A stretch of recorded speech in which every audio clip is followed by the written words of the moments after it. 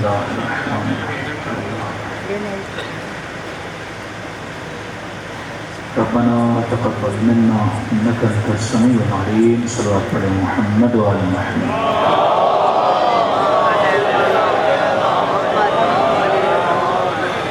بسم الله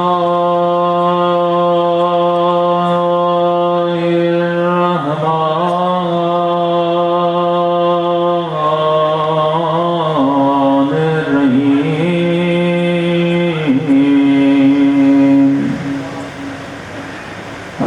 الحمد لله رب العالمين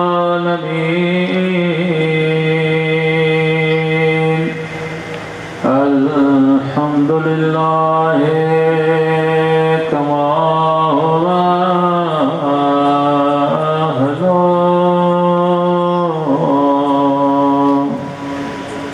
الصلاة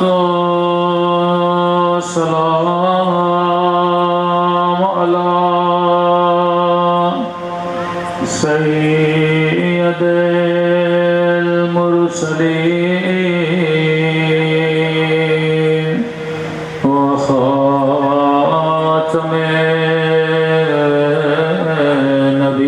النبيين أبي القاسم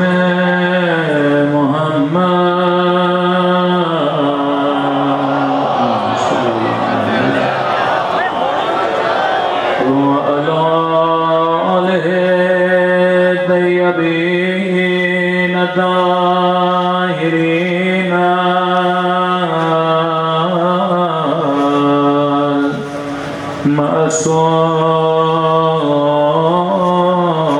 المعصومين سب مل کے دعائے امام سما اللهم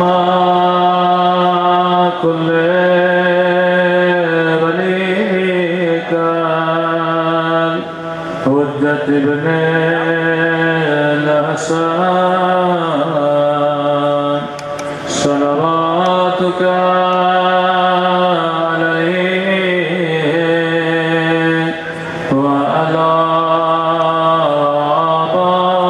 آبائه في هذه الساعة وفي كل ساعة وليا وحافظا وقائدا وناصرا ودليلا وعينا حتى تسكنه أرضك وتمتعه فيها طويلا برحمتك يا أرحم الراحمين صلى الله عليه وسلم.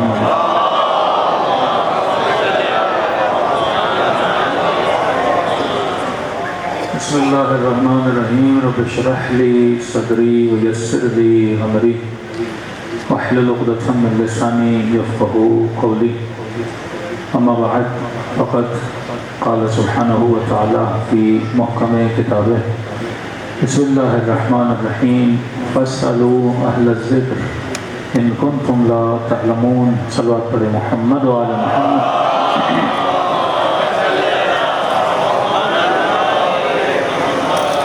دعا ہے پروردگار عالم ہم سب کی عبادتوں کو اپنی بارگاہ عالی میں قبول فرمائے اور جس مقصد زندگی کی خاطر یہ مجالس رکھی جاتی ہیں خدا ان مقاصد میں بھی ہم سب کو کامیابیاں نصیب فرما دیں.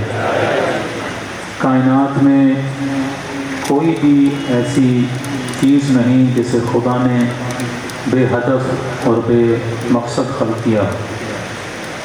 کائنات میں کوئی ایسی رخداد نہیں، کوئی ایسا اتفاق نہیں جو بغیر سبب کے رونما ہوا ہو.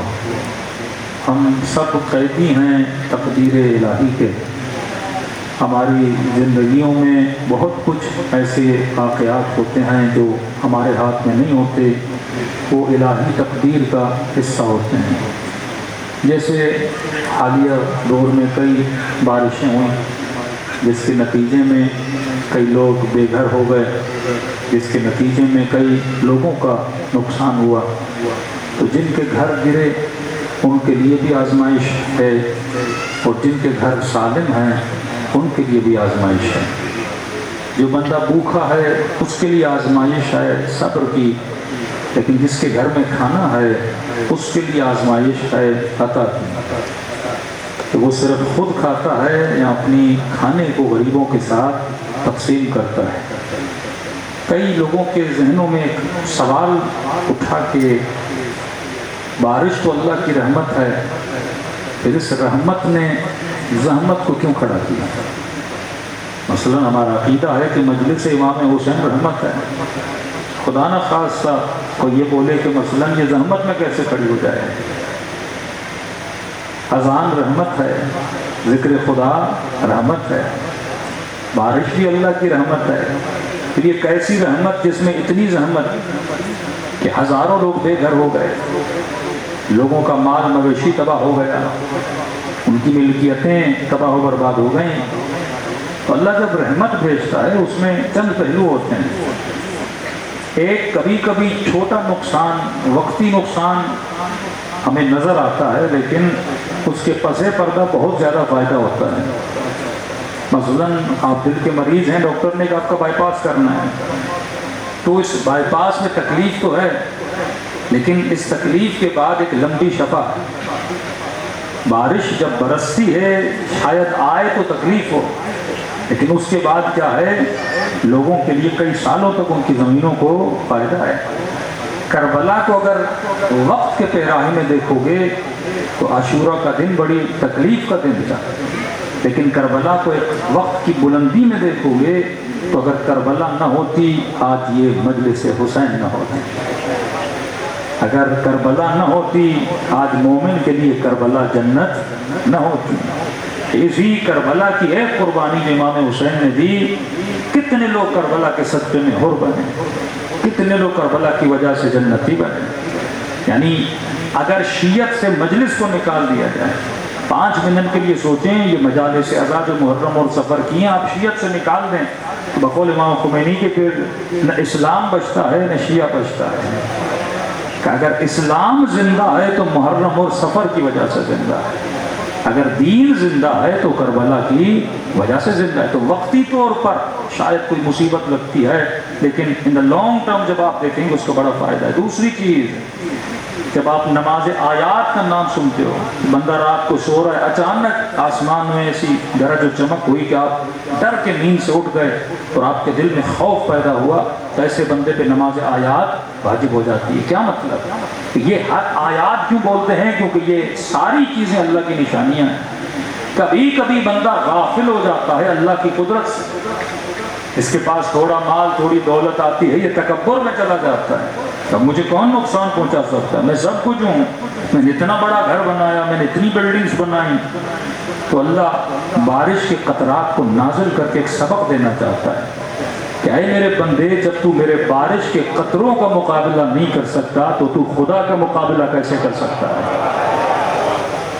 پانی ہے اس سے زیادہ نہیں، لیکن اگر تو تھوڑے سے پانی کا مقابلہ نہ کر سکے تو پروردگار عالم کا مقابلہ کیسے کرے گا؟ اور دنیا یہ سوچے جب خدا کے بارش کا مقابلہ نہیں کر سکتی تو ولی خدا کا مقابلہ کیسے کرے گی؟ وہ بھی آیت ہے، یہ بھی آیت ہے۔ بارش اللہ کی چھوٹی آیت ہے، اہل بیت آیت الکبریٰ ہیں، آیت العظمیٰ ہیں، اللہ کی سب سے بڑی آیتیں ہیں۔ تو بندہ اس سے سبق بھی سیکھے کہ ایک پانی ہے لیکن تمہاری بلڈنگوں کو بہا کے لے جاتا ہے، پانی ہے تمہارے چند مرلہ ہوٹلوں کو بہا کے دے جاتا ہے۔ تو جب خدا کی بارش کا مقابلہ نہیں ہے تو اپنے ضعیف ہونے کے محسوس کرو، اپنی کمزوری کا احساس کرو، اور کبھی رب کے سامنے تکبر نہ کیا کرو۔ تاریخ بتاتی ہے جنہوں نے تکبر کیا خدا نے انہوں نے نیز کو نابود کیا، لیکن جس حسین نے صبر کیا خدا نے اسے اعلیٰ مقام عطا کیا۔ آج چند سوالات آپ کی خدمت میں رکھنا چاہتا ہوں تاکہ آج کی مجلس سے کچھ لے کر جائیں، ایک نیا زاویہ کربلا کو دیکھنے کا۔ 2-2.5 مہینے ہم اہل بیت کی مجالس ادا کرتے ہیں۔ آج خود سے سوال کریے کہ امام حسین کربلا کیوں گئے؟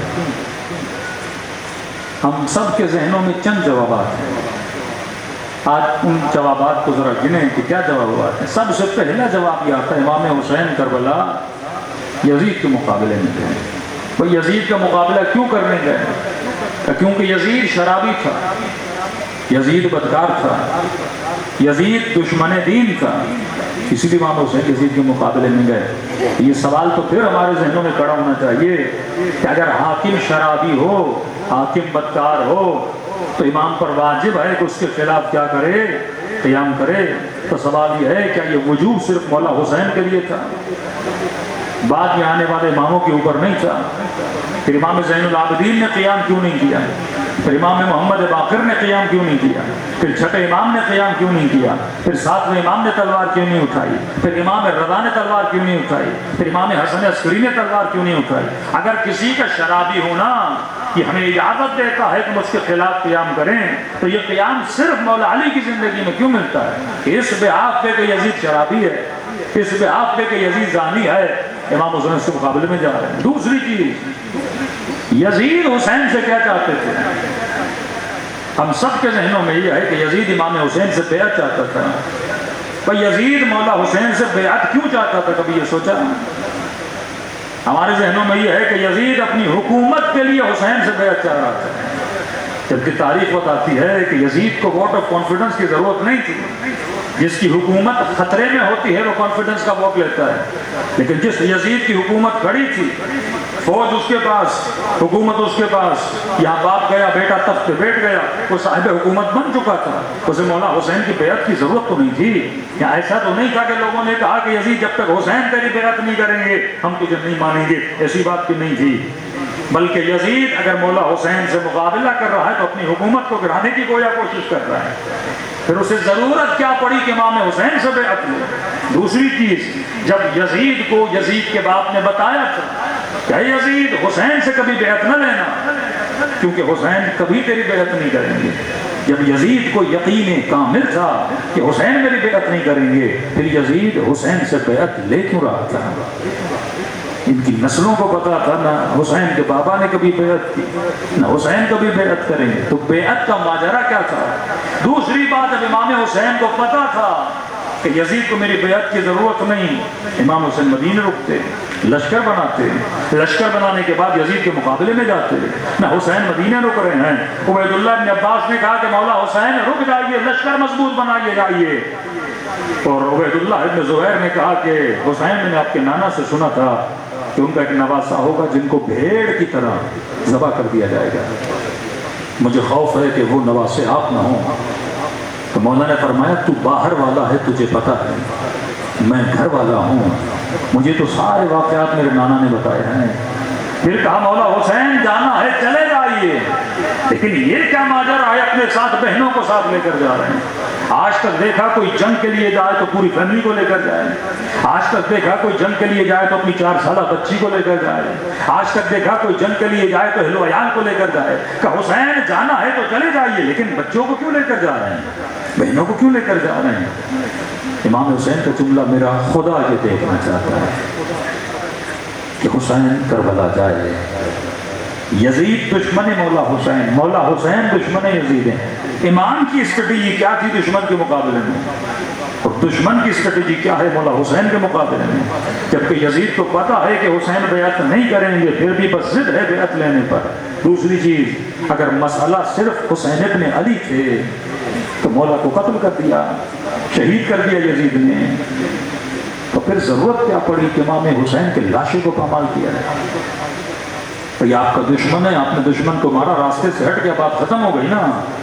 لیکن پھر ضرورت کیا پڑی؟ صرف مولا حسین کو شہید نہیں کیا، شہید کرنے کے بعد مولا حسین کے سر کو قلم کیا، قلم کرنے کے بعد نو کے میدان پہ رکھا، اس کے بعد لاشوں پہ گھوڑے دوڑائے، اس کے بعد سروں کو مسلمانوں کی بازاروں میں لے جا کر گھمایا گیا۔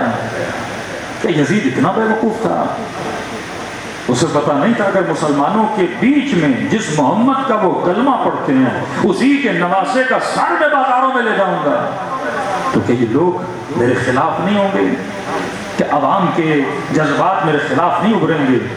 اگر کوئی بولتا ہے کہ مولانا یزید بے وقوف تھا تو وہ خود بے وقوف ہے کہ یزید کو بے وقوف سمجھ رہا ہے۔ جس یزید کو کوفے کا حاکم جس کو یزید نے بنایا 25 سال اس کا باپ حاکم رہ چکا تھا، اس کے پاس تجربہ تھا۔ یزید کی پوری فیملی سیاست میں تھی، حکمرانوں میں رہی تھی، اس کے دائیں بائیں لیفٹ اینڈ رائٹ بڑے تھنک ٹینک لوگ تھے جو سوچ سمجھ کے اس کو مشورے دیتے تھے کہ ایسے تو امام حسین کی جنگ میں نہیں آیا نا، کوئی پلاننگ کر کے آیا نا۔ پھر یہ کیسی پلاننگ ہے جس پلاننگ کے نتیجے میں وہ خود کو بدنام کر رہا ہے کہ نبی کے نواسے کے گلوں کو کاٹ کے بازاروں میں گھمایا جا رہا ہے۔ ارے دشمنی حسین سے بھی سمجھ بات آتی ہے، لیکن اس حسین کی بہنوں کی چادروں کو لوٹنا، 4 سالہ بچیوں کو اسیر بنانا اور بازاروں میں لے جانا، یہ کون سی ٹیکنیک تھی کہ ایک اونٹ پہ سیدہ زینب کو بٹھا دیا، اسی اونٹ کی گردن میں بھائی کے کٹے ہوئے سر کو باندھا اور یہ منظر پورا بازار دیکھ رہا ہے۔ کرنا کیا چاہتا تھا یزید؟ اور جب مولا حسین کو پتا تھا، جب خود کہا امام نے میرا خدا یہ دیکھنا چاہتا ہے میرے بچے اسیر ہوں، میرا خدا یہ دیکھنا چاہتا ہے حسین کربلا جائے، تقدیر الہی رقم ہو چکی ہے کہ حسین کو کربلا جانا ہے، تو مولا حسین کون سا نقشہ بنا کر کربلا گئے؟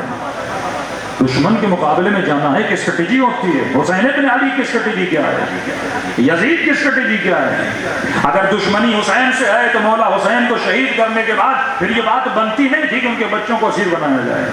اگر دشمنی مولا حسین سے تھی، معاملہ ختم، جنگ ختم ہو گئی، لاشوں کو دفنا دیتے، لیکن پھر سروں کو بازاروں میں گھمانا، پھر یہ بولنا کہ بازار سجائے جائیں، ڈھول بجائے جائیں، علی کی بیٹیوں کو لایا جائے۔ 5 منٹ سوچئے، 50 سال رسول خدا کو گزرے جاتے ہوئے، وہ مسلمان جس کی مسجدوں میں 5 وقت اذانوں کی آوازیں آ رہی تھیں کہ اشہد ان محمد رسول اللہ، اور اسی بازار میں اسی محمد کی نواسی کو اسیر بنا کے گھمایا جا رہا ہے۔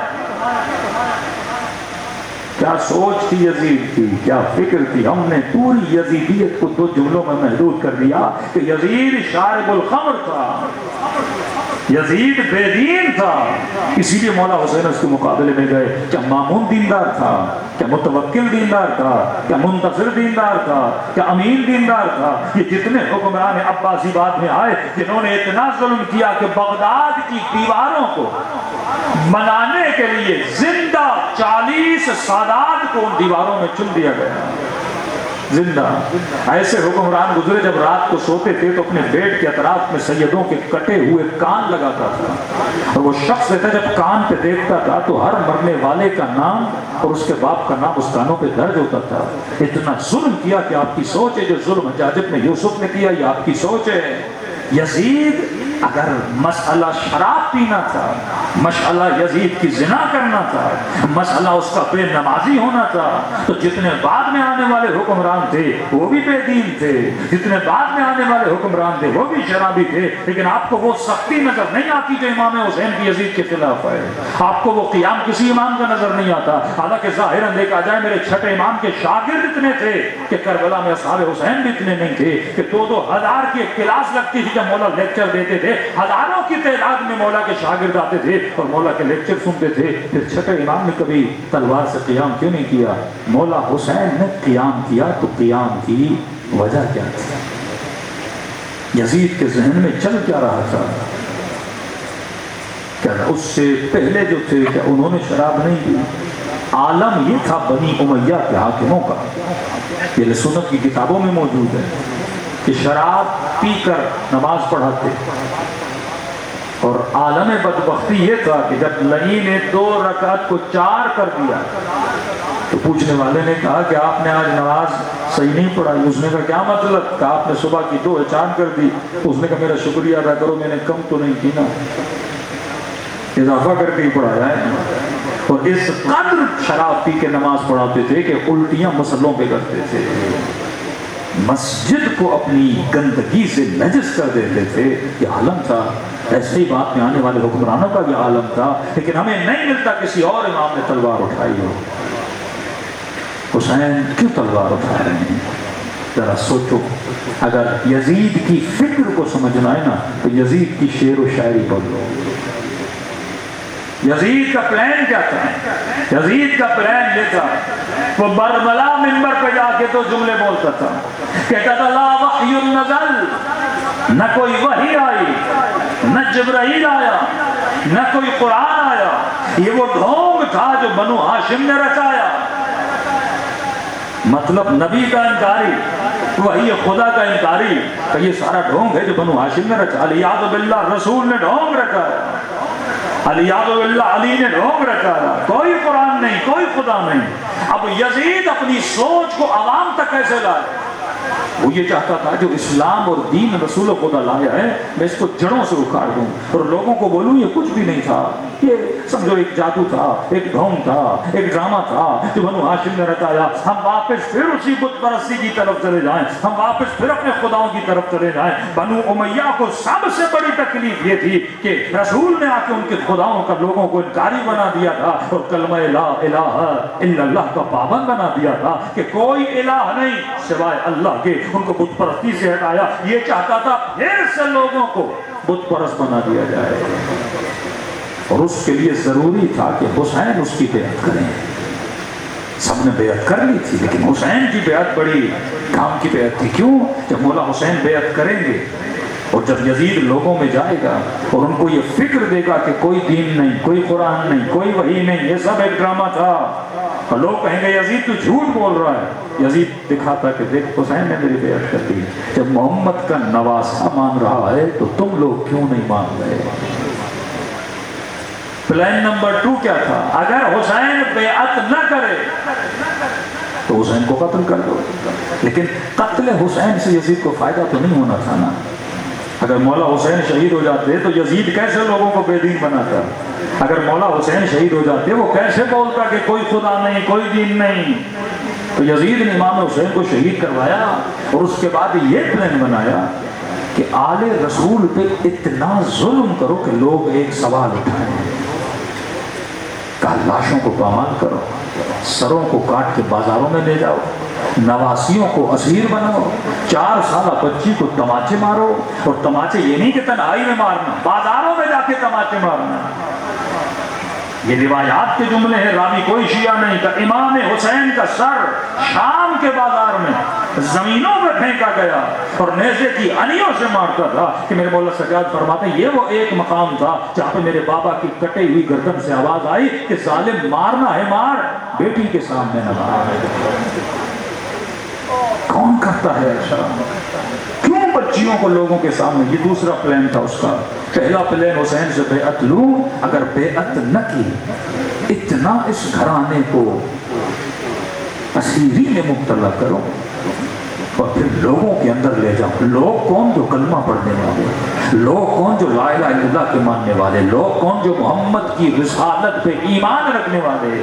اب جب سادہ ایمان بندہ یہ دیکھے گا اسی محمد کے نواسے کی گردن نو کے نیزہ پر ہے، اسی محمد کی نواسیاں اسیر بن کے بازار میں آئی ہیں، اسی محمد کا نواسہ زنجیریں بندی ہوئی، ظلم اتنا، کٹے ہوئے سر کہ پورے سر پہ خاک ملی ہوئی ہے. جب ان کو اسیر بنا کے رسوا کر کے بازار میں لاؤں گا تو لوگوں کے ذہنوں میں ایک سوال ہوگا، اگر کوئی خدا ہوتا تو محمد کے نواسے کی مدد کرتا. اتنا ظلم ہو گیا کہ 6 مہینے کے بچے کے گلے میں تیر لگا. خدا اپنے محمد کے نواسے کی مدد نہیں کر رہا، خدا محمد کے حسین کی مدد نہیں کر رہا کہ جس کے لیے حسین کے لیے بولا کہ سیدہ شباب اہل الجنہ، یہ جنت کے جوانوں کے سردار، جنت کے جوانوں کے سرداروں کے ساتھ یہ حال. اگر کوئی خدا ہوتا.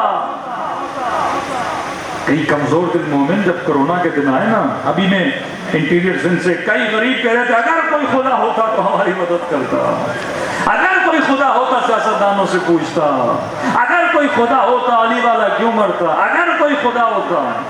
کئی لوگوں کا ایمان ان بیماریوں میں کمزور ہو گیا تھا. تو بھائی حرم سے شفا ملتی ہے، آج حرم بند ہے، ذکر حسین سے شفا ملتی ہے، کوئی مجلس میں آنے کے لیے تیار نہیں تھا۔ ایمان جب کمزور ہوتا ہے نا پھر انسان کی جڑوں کو کھوکھلا کرتا ہے، اور وہ کوفے والے جو خط لکھ کر حسین کے پاس نہیں گئے، اب انہی کے پاس مولا حسین کی کٹی ہوئی گردن، 4 سالہ بچی، کٹے ہوئے سر کبھی گھوڑے کے گلے میں بندھے ہوئے، چادروں کو لوٹا گیا، ہاتھوں میں رسیاں، گردن میں توق ڈالا، اتنا یہ کون ہے؟ یہ آل رسول ہے، 50 سال نہیں گزرے رسول خدا کو جاتے ہوئے، اور اتنا اہل بیت رسول پہ ظلم کیا اور بازاروں سے گھمایا گیا کہ دیکھ اگر کوئی خدا ہوتا محمد کی مدد کرتا، اگر کوئی خدا ہوتا اپنے محمد کے حسین کی مدد کرتا۔ لہذا جب یہ ذہنوں میں سوال بنے نا تو مطلب کوئی خدا نہیں ہے۔ اگر خدا ہوتا، یہ کہتے تھے نا اللہ نے بدر میں رسول کی مدد کی، فرشتے نازل ہوئے، کہ یہ سب باتیں تھیں، کیا وہ فرشتے باندھ دیے گئے؟ ان فرشتوں کو کربلا میں کیوں نہیں بھیجا؟ ان فرشتوں کو بازار کوفہ میں کیوں نہیں بھیجا؟ ان فرشتوں کو بازار شام میں کیوں نہیں بھیجا؟ لوگوں کے عقیدوں کو کمزور کیا۔ یہ پلان تھا یزید کا۔ حسین کا پلان کیا تھا؟ اسٹریٹجی دیکھو، ایک امام کی اور نظام طاغوت۔ یہاں سے مومن اپنے ایمان کو مضبوط کرے، کہیں مصیبتیں پریشانیاں تو وہ کمزور نہ کر دیں، کہیں وہ سوچ جو یزید کی تھی کہ آج لوگ بے دین کیوں بن رہے ہیں، کیونکہ اللہ پہ بھروسہ ختم ہو گیا۔ وہ ایمان و یقین منزل کامل جو مولا حسین کے پاس تھی وہ ہمارے وجود سے ختم ہوتا جا رہا ہے، کیونکہ ظلم اتنا بڑھتا جا رہا ہے۔ یہ علائم ظہور میں سے ہے کہ مولا کے ظہور سے پہلے اتنا ظلم، اتنی بے دینی، اتنی تنگی لوگوں کے اندر لائی جائے گی کہ بندہ بولے گا اگر کوئی خدا ہوتا تو ہماری مدد کرتا۔ کیوں ہمارا ایمان معجزوں پہ مضبوط ہو جاتا ہے؟ کیوں ہلکا ہلکا معجزہ ہر گھر میں ہوتا ہے؟ تو مومن بولتا ہے مولانا فلاں گھر میں معجزہ ہو گیا، اگر معجزہ نہ ہوتا تو کیا تجھے حسین پہ یقین نہیں تھا؟ اگر معجزہ نہ ہوتا کیا تجھے مولا علی پہ یقین نہیں تھا؟ ایمان اسی طرح کمزور کرتا ہے شیطان۔ یہی سوچ یزید ابن معاویہ کی کہ اتنا ظلم کرو آل رسول پہ کہ لوگوں کے ذہنوں کے عقیدے کمزور ہو جائیں، کوئی خدا نہیں۔ 50 سال تو گزرے ہیں نا، کوئی 1000 سال کا فاصلہ تو نہیں۔ جب ہمارے مومنوں کے گلے کاٹے جا رہے تھے وہاں پر بھی آوازیں اٹھی تھیں اگر کوئی امام زمانہ ہوتا، کیوں نہیں ہماری مدد کرتے مولا؟ یہاں پہ فکر حسین کو سوچو کہ مولا حسین کی فکر کیا تھی، حسین ابن علی کی اسٹریٹجی کیا تھی، وہی اسٹریٹجی جو انبیاء کی۔ پہلا سوال، خدا مدد کب کرتا ہے؟ ذرا قرآن اٹھاؤ۔ ابراہیم کی مدد کب کی؟ موسیٰ کی مدد کب کی؟ عیسیٰ کی مدد کب کی؟ اللہ کی ایک سنت ہے اور خدا کی سنت کبھی بدلتی نہیں ہے۔ وہ ایسے مدد کرتا ہے جیسے انبیاء کی مدد کی، اولیاء کی مدد کی، ویسے خدا امام حسین کی مدد کرے گا۔ کس طرح مدد کی اللہ نے ابراہیم کی؟ ذرا قرآن تو پڑھ۔ پوری آگ بھڑکائی گئی، اتنی زیادہ آگ تھی کہ ابراہیم کو پھینکنے میں بھی ان کو تکلیف ہو رہی تھی۔ اب کہا کریں تو کیا کریں؟ شیطان نے مشورہ دیا کہ منجنیق بناؤ، اس منجنیق میں اللہ کے نبی کو ڈالو اور منجنیق کے ذریعے ابراہیم کو آگ میں پھینکا جا رہا ہے۔ میں کہوں پروردگارا تو نے سندھ میں اتنی بارش برسا دی، اس کا ایک حصہ ابراہیم کی آگ پہ برسا دیتے، دشمن کی لکڑیوں کو گیلا کر دیتے، نہ آگ لگتی نہ آگ بھڑکتی نہ تیرا نبی اس آگ میں گرتا۔ اللہ کی آواز آئی نہیں، وہ اپنی اسٹریٹجی کرتا ہے، میں اپنی اسٹریٹجی کرتا ہوں۔ اصول خدا دشمن کو پوری چھوٹ دیتا ہے۔ اللہ کی آواز آئے گی اے فرعون، اے نمرود، تو جتنا زور لگا سکتا ہے لگا لے، یزید تو کتنا ظلم کرے گا، جتنا تیرے بس میں ہے نا تو ظلم کر لے، جتنا تو کر سکتا ہے، جتنی تیری طاقت ہے، جتنا تیرا دم ہے۔ یہ سیاستدان سمجھتے ہیں ہم چوری کریں گے، پکڑ نہیں، اللہ چھوٹ دے رہا ہے، تو جتنا کر سکتا ہے کر۔ تو میرا وار ایک ہی ہوتا ہے کہ اللہ کی بڑی عجیب اسٹریٹجی، خرچہ دشمن سے کرواتا ہے، خرچہ دشمن سے کرواتا ہے، انرجی دشمن کی لگواتا ہے، لشکر دشمن کا جمع کرواتا ہے۔ بالکل ایسے ہے کہ نون لیگ جلسہ کرے، نعرہ خان کا لگ جائے، محنت میں پانی گر گیا نا۔ کئی لوگ ہیں نا، یعنی محنت کرتے ہیں، خرچہ ہوتا ہے، پوری گیم ان کی کیا ہو جاتی ہے، الٹ جاتی ہے۔ عراق امریکہ نے آزاد کروایا، دیا کس کے ہاتھوں میں؟ شیعوں کے ہاتھوں میں. خرچہ اس کا تھا، فائدہ کون لے رہا ہے؟ شیعہ لے رہے ہیں. یمن میں خرچہ انہوں نے کیا، فائدہ ہم نے لیا. شام میں خرچہ انہوں نے کیا، فائدہ ہم نے لیا. 2% بھی شیعہ نہیں شام میں. آج شام آپ کے ہاتھ میں، یمن آپ کے ہاتھ میں. اللہ کہتے ہیں خرچہ اس کو کرنے دو، فائدہ کون لے گا؟ تو لے گا. کہ دشمن انرجی کرے. نمرود نے آگ جمع کی، کتنی محنت لگی ان کو.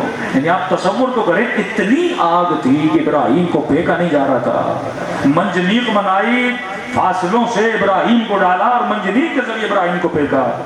یہ بھی نہیں کہ خدا بارش کا ایک قطرہ بساتا. اللہ کا یہ کام نہیں ہے. آگ بجھا دیتا نہیں، آندھی لاتا آگ بجھ جاتی نہیں، تیز ہوائیں چلاتا نہیں، میدان کو بنا دیا کہ تو آگ چلا.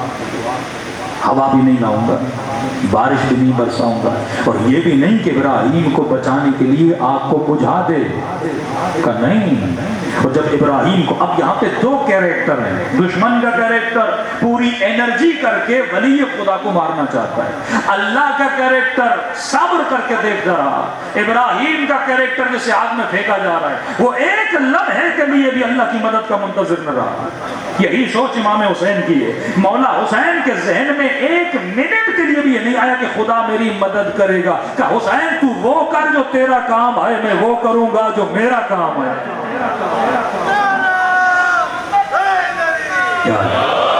جب جبرائیل نے کہا ابراہیم، اللہم صلی اللہ علیہ محمد، ابراہیم بولو خدا کو کہ تیری مدد کرے. یہ نبی خدا، یہ ابو الانبیاء، یہ ابو الائمہ، یہ جد حسن و حسین ہے.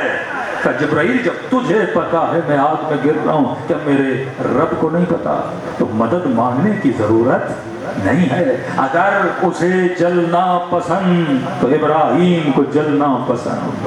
اگر وہ بچانے پہ آئے بچا سکتا ہے، ابراہیم بچنے پہ راضی، ابراہیم اس کی رضا پہ راضی ہے. یہی جملہ کربلا میں حسین نے کہا کہ رضن برضا و تسلیما لامرے. اے خدا بس تو دیکھتا جا، اگر تو راضی ہے تو حسین بھی قدموں کو بڑھاتا جائے گا. ایک لمحے کے لیے حسین ابن علی مدد خدا کا منتظر نہیں تھے، کیونکہ حسین قرآنی اصولوں پہ چل رہے تھے کہ ان اللہ مع الصابرین. خدا کن کا ساتھ دیتا ہے جو مصیبتوں میں صبر کرتے ہیں. اس اصول قرآنی پہ مولا حسین کو یقین تھا. لیکن خدا نے ابراہیم کو کیسے بچایا؟ جیسے آب نمرود میں ابراہیم کو پھینکا گیا تو آواز آئی یا نارو کونی بردن و سلاما. آگ کو بجھایا نہیں کہ تیری گرمی بھی گرمی رہے لیکن ابراہیم کو نہ جلا. اب لشکر دشمن کا لگا ہوا، مجمع پورا دیکھ رہا ہے، آگ جل رہی ہے. جو کر سکتا تھا نمرود نے کیا. لیکن اسی آگ سے جب صحیح سالم ابراہیم باہر نکلے، پورا لشکر پریشان ہو گیا.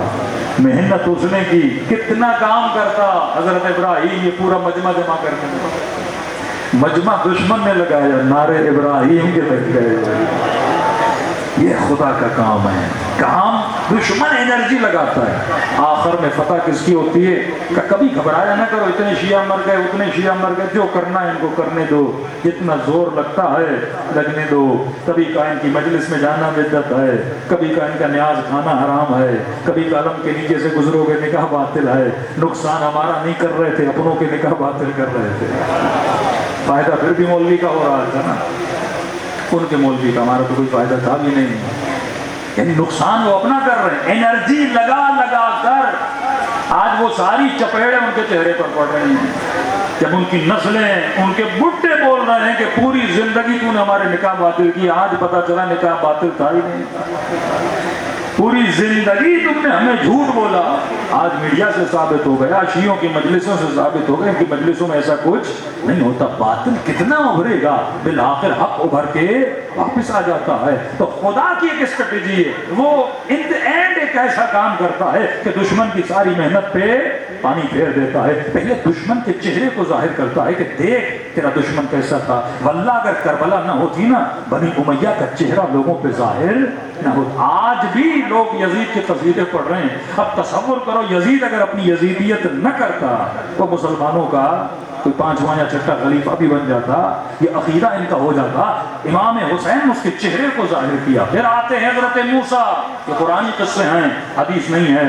قرآن کہتا ہے موسیٰ اور حدیث لفظ قرآن ہے خیفتن، جب جادوگروں کو بلایا، مطلب پوری دنیا سے اس نے جادوگر جمع کی، کسے شکست دینے کے لیے؟ موسیٰ کو شکست۔ موسیٰ اکیلا، مجمع جمع، گاؤں جمع، جادوگر جمع ہوئے۔ ایسے تو بنی اسرائیل نے ایمان نہیں لایا نا، موسیٰ کو بڑا ٹائم لگتا، سارے جادوگروں کو جمع کیا، رسیاں پھینکی، سانپ بنے۔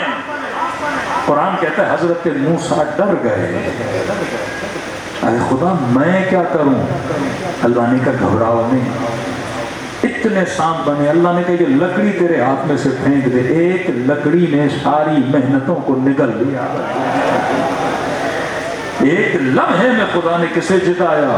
حضرت موسیٰ کو۔ حضرت عیسیٰ ساری محنت کی، خدا نے شکل کو بدل کے عیسیٰ کو آسمان پہ اٹھا دیا۔ یزید کا بھی ایک پلان تھا، خود کربلا کے مقام پہ اسٹریٹجی تھی نا کہ کربلا میں امام حسین کو روکا جائے، کسی اور جگہ پہ کیوں نہیں؟ کہیں اگر شہر میں مولا کو شہید کرو گے شاید شہرت ہو جائے، حسین کو وہاں شہید کرنا جہاں جنگل ہو، جہاں ایک صحرائی زمین ہو، جہاں پہ شہید کر کے دفن کر کے واپس آ جانا۔ دنیا کو کیا پتا کوئی حسین آیا تھا، کوئی نبی کا نواسا آیا تھا۔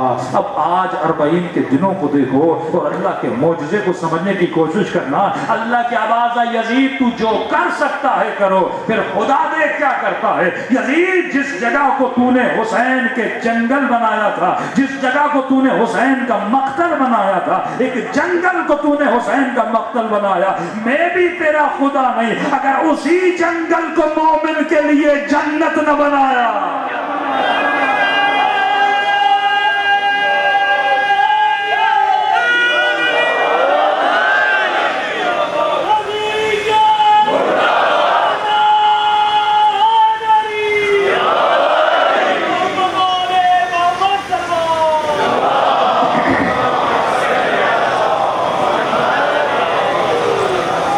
کربلا کسی جنت سے کم نہیں ہے۔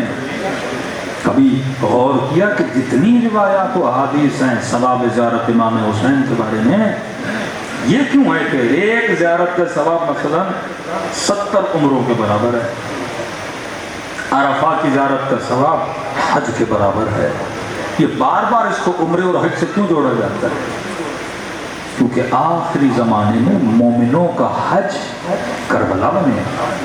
اس کا ریزن ہے کیونکہ جو اللہ کا گھر ہے وہ طاغوت کے قبضے میں، جہاں سے پیغام پوری دنیا میں جانا چاہیے کوئی جانے نہیں دیتا، جہاں سے صدا ظلم کے خلاف اٹھنی چاہیے کوئی نہیں اٹھاتا، ورنہ ملین کا اجتماع حج پہ ہوتا ہے، وہاں خلاف ظلم آواز اٹھنی چاہیے نا، اسرائیل کے خلاف آواز اٹھے، دنیا میں مسلمانوں پہ ظلم ہوتا ہے آواز اٹھے، لیکن نہیں، وہ ایک سیاسی اکھاڑا بن چکا ہے، وہاں پہ مفادات کی بات ہوتی ہے، اسلام میں مفادات کی بات نہیں ہوتی۔ تو خدا نے ایک الٹرنیٹ جگہ بنائی جس کا نام تھا کربلا، جہاں سے وہ پیغام اٹھے جو اہل بیت کا پیغام ہے۔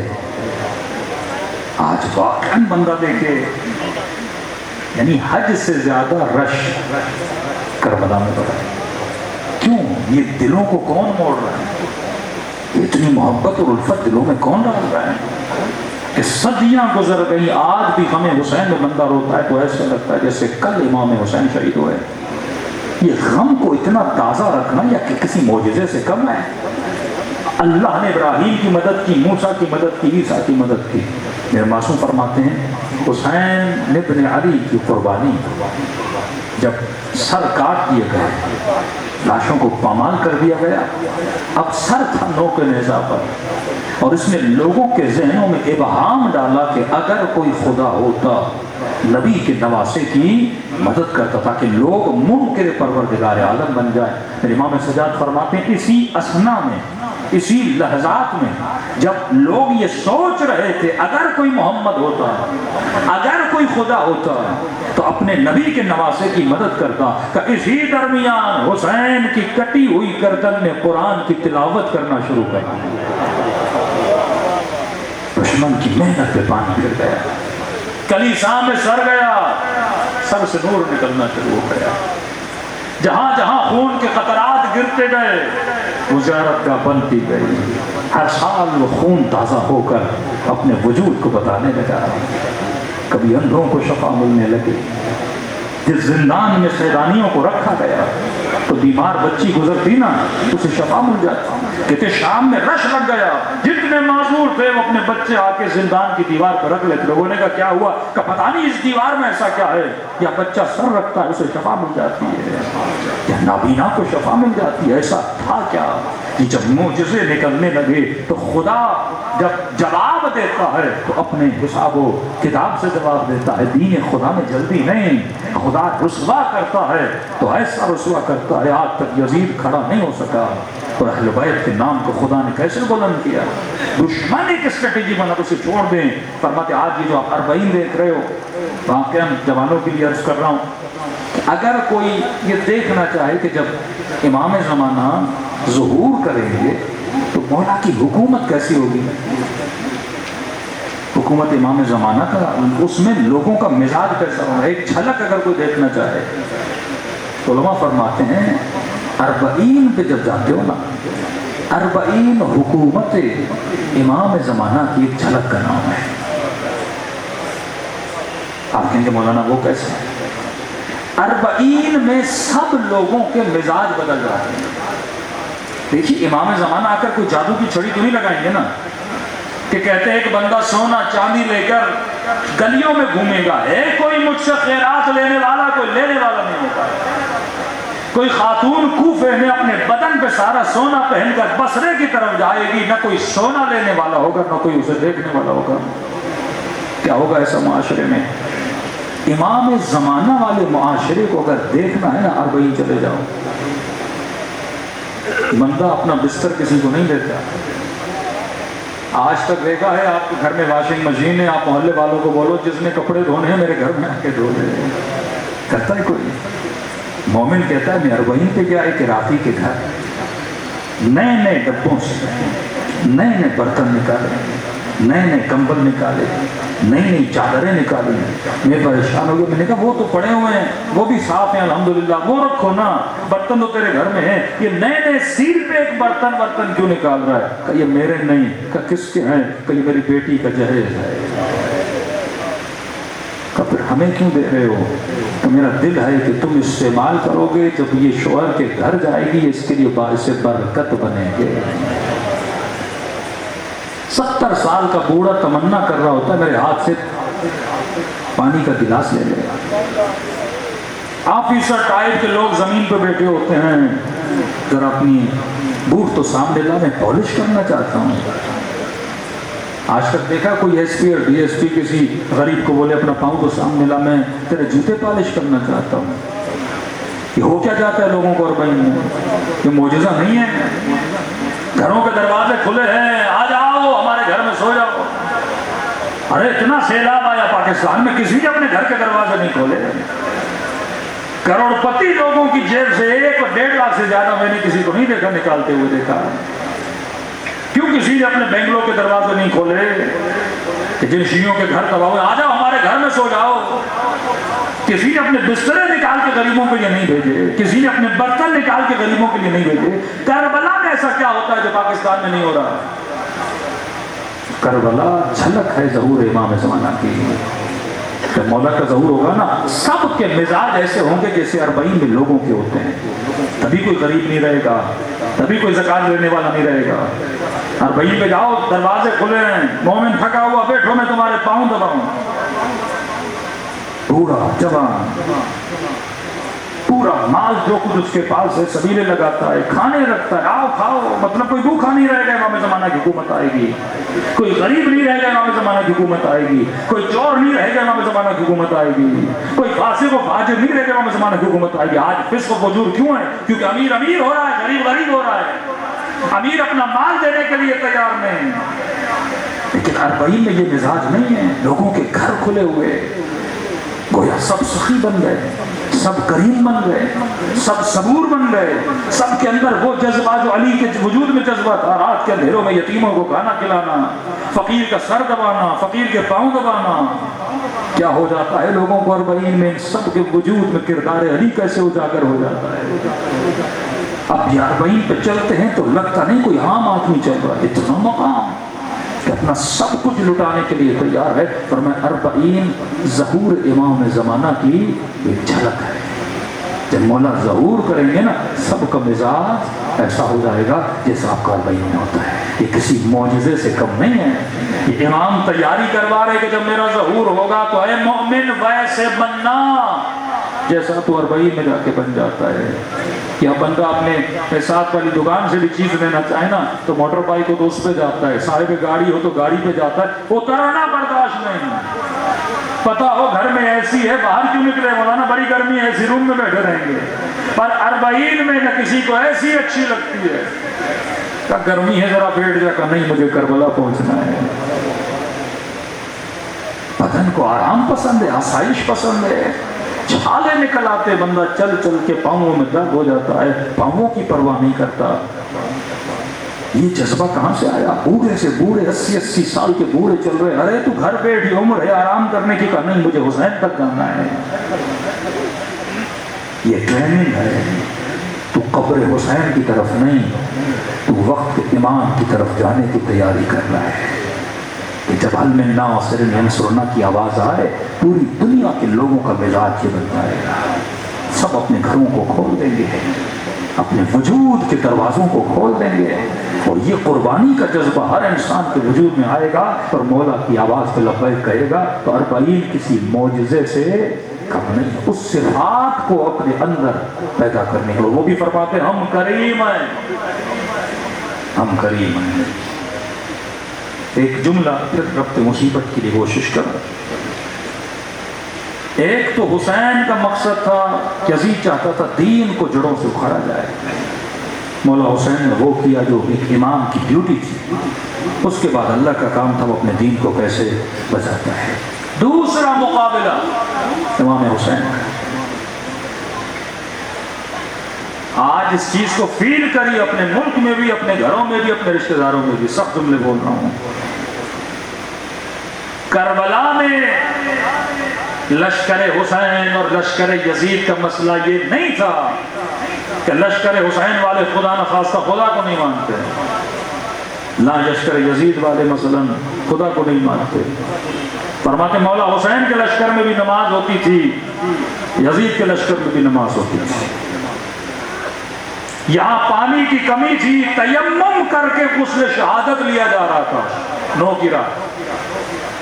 اور لشکر یزید کے پاس پانی تھا. ہزاروں کی تعداد میں لوگوں نے فرات میں غسل شہادت کیا تھا کہ ہم کل یا حسین کو قتل کریں گے یا قتل کر دیے جائیں گے, اور جب قتل ہو جائیں گے تو ہم شہید ہو جائیں گے. مسئلہ یہ نہیں تھا, وہاں پہ خدا کو نہیں مانتا تھا. نہ ہی شاہ فیصل میں یہ مسئلہ ہے کہ آج کی مجلس میں جتنے لوگ موجود ہیں ان میں سے کوئی مولا علی کو نہیں مانتا.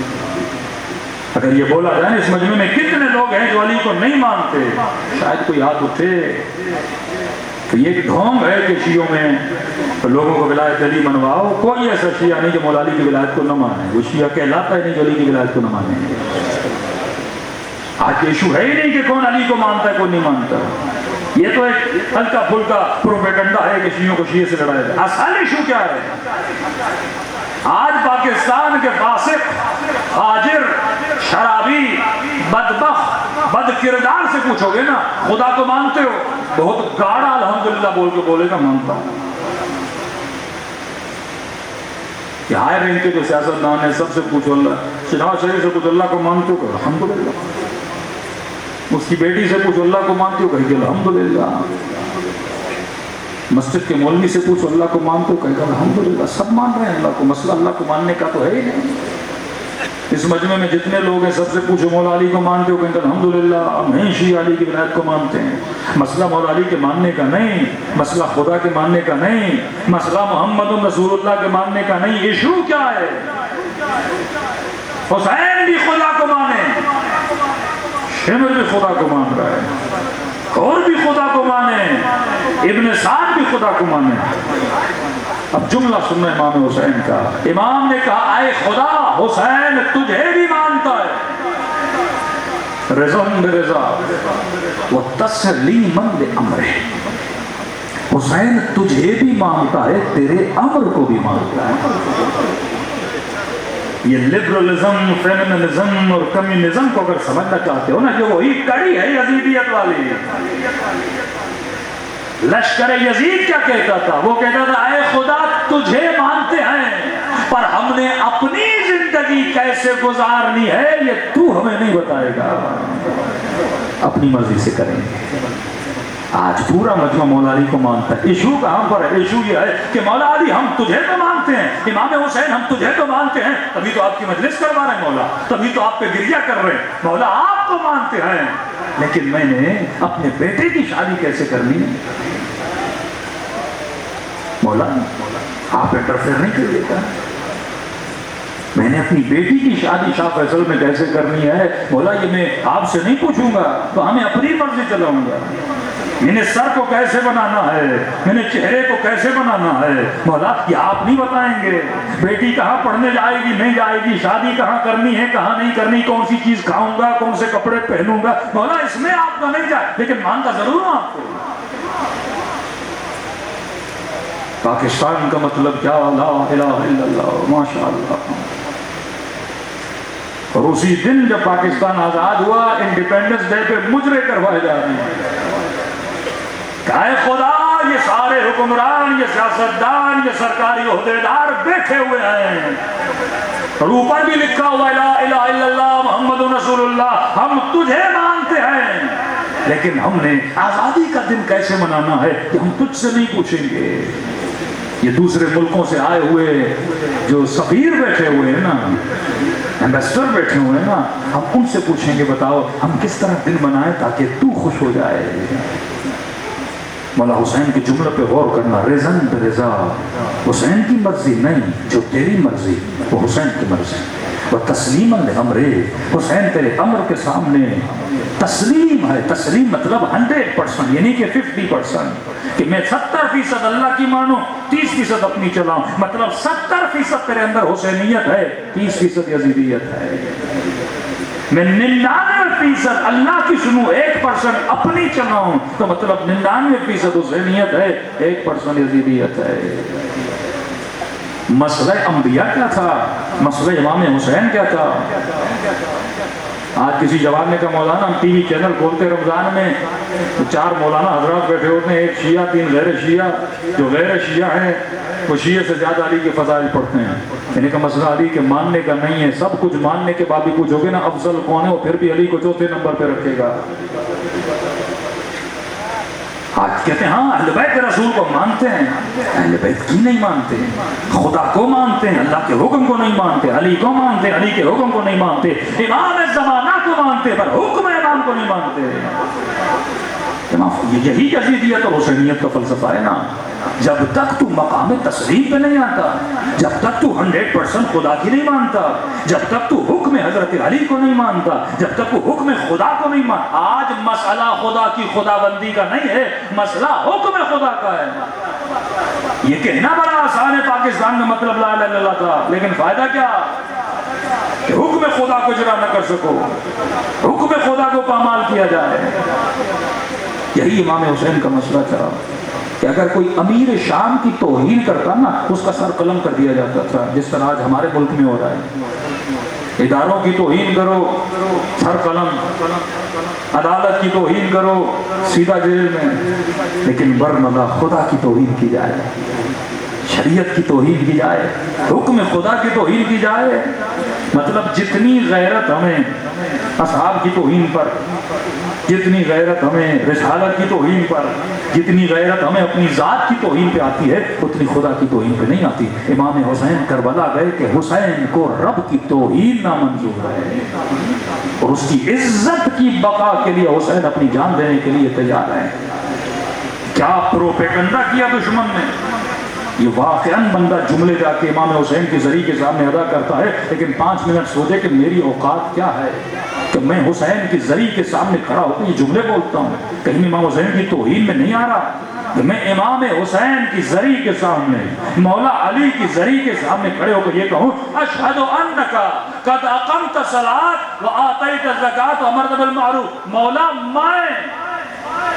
میں گواہی دیتا ہوں آپ نماز قائم کرتے تھے، بھائی میری کیا اوقات میں حسین کی نماز کی گواہی دوں؟ لیکن ہم پڑھتے ہیں، کیوں پڑھتے ہیں؟ کیونکہ چھٹے امام نے کہا جا گواہی دے۔ مولا یہ توہین تو نہیں کر رہا ہوں میں کیسے گواہی دوں؟ ایک بے نمازی جا کے کھڑا ہو جائے اور کہ اشہد انک قد اقمت الصلاۃ وآتیت الزکاۃ، زیارت عاشورہ میں پڑھے، زیارت وارثہ میں پڑھے، مولا علی کی زیارت میں پڑھے، مشہد الرضا جائے امام رضا کی زیارت میں پڑھے، جو بندہ گنہگار، جو بندہ خطاکار، وہ امام کی نمازوں کی گواہی دے رہا ہے۔ تو مسئلہ نماز کا نہیں، مولا کیا مسئلہ تھا؟ مسئلہ بدنامی کا تھا کہ طاغوت نے اتنا بدنام کیا اہل رسول کو۔ وہی اسٹریٹجی جو یزید کی کل تھی، آج وہی اسٹریٹجی یزید کے ماننے والوں کی۔ اگر شیعہ سمجھے کہ اتنا بدنام کرو آل رسول کو کہ جب شام والوں کو پتا چلا کہ علی کی شہادت مسجد میں ہوئی ہے تو لوگ پوچھنے لگے کہ علی نماز بھی پڑھتے تھے، کہ گواہی دے اشہد انک قد اقمت الصلاۃ۔ یہ مظلومیت ہے اہل بیت ہے۔ مولا حسین کو کیا ضرورت ہے بی بی زینب کو بولے بہن زینب مجھے نماز شب میں یاد رکھنا؟ ہوتا کیا ہے نماز شب میں؟ 20 زندہ 20 مردوں کے نام لیے جاتے ہیں، اللہم اغفر فلاں، اللہم اغفر فلاں، اللہم اغفر فلاں۔ 40 مرتبہ مردے کے نام لینے سے پہلے یا زندے کے نام لینے سے پہلے اللہم اغفر بولا جاتا ہے۔ کیا حسین کو مغفرت کی ضرورت ہے کہ زینب بولے؟ کہ نہیں، کہ بہن زینب انہوں نے اتنا پروپیگنڈا کیا بابا کے خلاف، آج میرے خلاف کیا ہے کہ حسین باغی ہے، حسین نمازی نہیں ہے۔ بہن زینب نماز تہجد پڑھ کے بتانا کہ یہ گھرانہ نمازی گھرانہ ہے۔ سیم وہی پالیسی اہل بیت کے ماننے والوں کے خلاف کہ کسی غیر شیعہ سے بولو نا شیعہ تو شیعہ بھی نماز پڑھتے ہیں، شیعہ بھی نماز پڑھتے ہیں۔ میں کون سی امیج دے رہا ہوں دشمن کو؟ وہ امیج جو دشمن بنانا چاہتا ہے یا وہ امیج جو مولا علی دکھانا چاہتے ہیں؟ اگر خدا نہ خواستہ میں ایسی امیج بنا رہا ہوں تو میں یزیدی مقصد میں اسے مدد کر رہا ہوں۔ کئی میں نے لوگوں کو دیکھا کہ عاشورہ کے دن یہ کیا ڈھونگ و ڈرامہ ہے کہ یہ نماز پڑھتے ہیں، عاشورہ کا دن جلوس نکالنے کے لیے۔ بندے خدا دشمن نے جو پروپیگنڈا علی کے خلاف کیا، علی والوں کے خلاف کیا، اس پروپیگنڈے کو مٹانے کے لیے ہے۔ پھر امام حسین کو کیا ضرورت پڑی ہے؟ ظہر عاشور مولا حسین نماز پڑھ رہے ہیں۔ ظہر عاشور جنگ کا میدان ہے نا، سعید کو کھڑا کیا، سعید تو کھڑا ہو جا، حسین کی نماز ضرب الاجل والی نماز، جلدی والی نماز امام حسین نے پڑھی، 27 تیر لگے سعید کے بدن میں۔ مولا آپ جنتی ہیں، کیوں پڑھ رہے ہیں نماز؟ اور اس وقت کیوں پڑھ رہے ہیں مولا؟ پھر سپاہیوں کو کھڑا کیوں کر رہے ہیں؟ تاکہ دنیا دیکھے، پبلسٹی بھی تو ہوتی ہے نا، تاکہ واقعہ ایسا ہو دنیا یاد رکھے نا اسے۔ جب جب سعید کا نام آئے تو دنیا پوچھے گی 27 تیر، 90 سال سے زیادہ عمر، کیوں لگے اس کے بدن پہ؟ کہ سعید کھڑا تھا، حسین نماز پڑھ رہے تھے، تاکہ تا دم قیامت کوئی زبان سے یہ جملہ نہ بولے کہ اہل بیت رسول نماز نہیں پڑھتے تھے۔ شہادت علی کی مسجد میں ایسے ہی خدا پلان کرتا ہے، ولادت کعبے میں، شہادت مسجد میں، تاکہ تا قیامت جو امیر شام نے علی پہ الزام لگایا تھا، اللہ نے علی کی شہادت میں پورے الزام کو مٹا دیا۔ کہ مطلب یہ دشمن اہل بیت رکھنے والا بندہ یہ کبھی بھی اہل بیت کے فضائل سے بھاگ ہی نہیں سکتا۔ کعبے کا طواف کرے گا تب بھی علی کی ولادت یاد آئے گی، مسجد میں سجدہ کرے گا تب علی کی شہادت یاد آئے گی۔ تو یہ اگر بھاگنا چاہے تو بھاگ نہیں سکتا، اور بھاگنے کے لیے یا کعبے کو چھوڑنا پڑے گا یا مسجد کو چھوڑنا پڑے گا۔ ایک پلان خدا پر۔ آج مسئلہ حکم خدا کا ہے، واللہ مسئلہ حکم اہل بیت کا ہے۔ آج ایشو یہ نہیں کہ کون اہل بیت کو مانتا کو نہیں مانتا، مسئلہ یہ لوگ حکم اہل بیت کو نہیں مانتے کہ بندہ شادی کرائے لیکن کہ مولا علی آپ کو مانتا ہوں لیکن بیٹے کی شادی کیسے کرانی ہے۔ ایک جوان ملا، کچھ مسائل پوچھے، اس نے رونے لگا۔ میں نے کہا کیوں رو رہے ہو؟ کہ مولانا 12 سال میں اپنی بیوی کے ساتھ حرام کر رہا تھا کیونکہ مجھے حکم کا پتہ نہیں تھا۔ آج نسلیں حکم نہ جاننے کی وجہ سے تباہ ہو رہی ہیں۔ مولا کو ماننے کے لیے اشہد ان لا الہ الا اللہ اشہد ان محمد رسول اللہ کہنا کافی ہے، لیکن حکم علی کو ماننے کے لیے پورے بدن کو اہل بیت کا مطیع بنانا پڑتا ہے۔ آغائے عراقی کہتے ہیں اگر میرے بس میں ہوتا نا ہر بندے پہ واجب کرتا یہ کتاب احکام پڑھے کہ کیا واجب ہے کیا حرام ہے۔ جوان یہ سمجھتا ہے شادی ہو گئی بیوی حلال ہوگی. بھائی کتنے ایسے مسائل ہیں جس میں بیوی تیرے اوپر حرام ہوتی ہے. اس لیے بیان کر رہے درد ہے. 55 سال کا بوڑھا 55 سال کا بوڑھا ایسے رو رہا تھا جیسے 6 سال کا بچہ ہوتا ہے. میں نے کہا اب کیوں رو رہے ہو؟ کہ مولانا میں نے کہا بیٹا نہ اہل کا نہیں بڑا نیک ہے, بیوی بری ہے کا نہیں نیک ہے, مال نہیں کا مال ہے, گھر نہیں کا گھر ہے, دولت نہیں کا مولانا سب کچھ ہے, پھر کیوں رو رہے ہو؟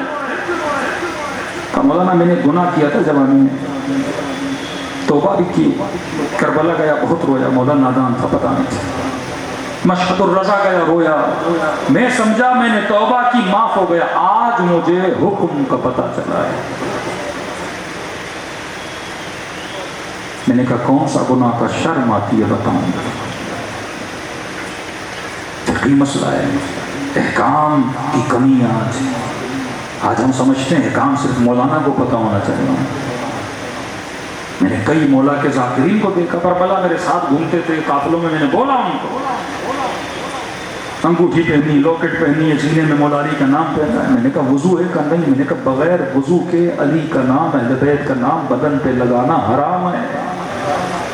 حکم کا جب پتہ نہ ہو, بندہ چلتے پھرتے گناہ کرتا ہے, حکم کا پتہ نہ ہو.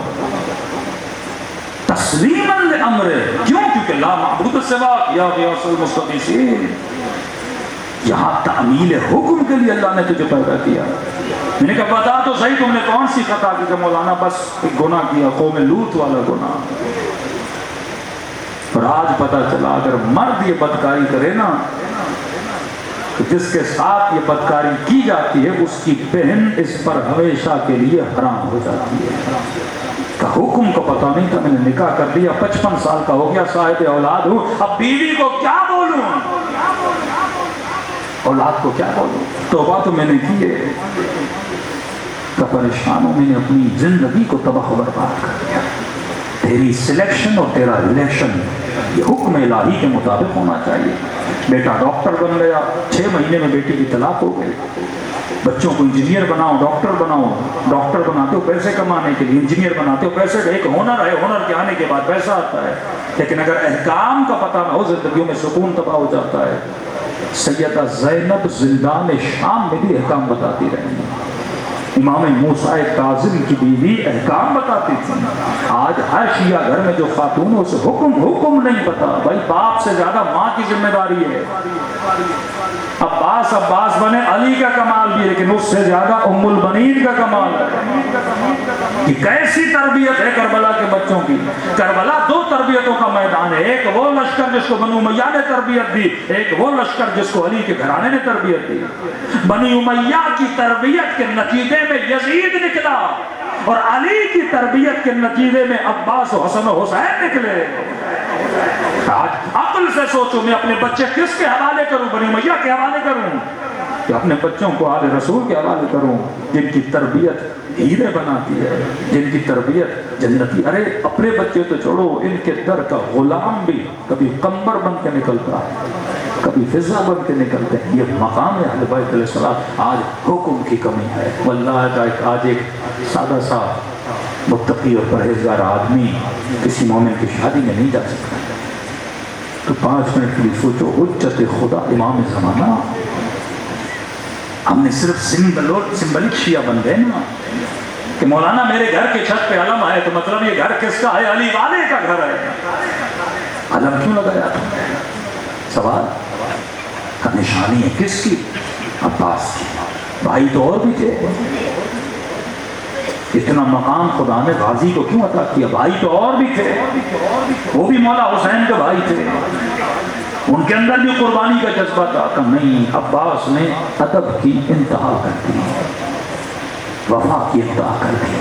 جب تو کچھ کرتا ہے نا تو پھر خدا مقام دیتا ہے. بھائی ہیں سارے, لیکن جب عباس کا یہ مقام تھا نا, خدا نے مقام دیا. اب گھر پہ عباس کا علم, حضرت عباس کیا ہے؟ وفا اور ادب کا منظر پیش کر رہے ہیں. اب 5 منٹ کے لیے سوچو, جس گھر پہ عباس کا علم ہو, مطلب علم ادب ہے نا, اور اس گھر کے چھت کے نیچے بیٹا باپ سے بے ادبی کرے, شوہر اپنی بیوی کو تماچے مارے, تو کیا میں نے اس علم کا ادب کیا؟ اس اسی لیے فرمایا سب سے آسان ترین شبی ہے نا، آج کسی کو 10,000 دو علم خرید کے لائے گا، 50,000 دو تابوت بن جاتا ہے۔ معصومین فرماتے ہیں سب سے مشکل ترین شبی اگر بنانا ہے نا، وہ شبی ہے کردار حسین۔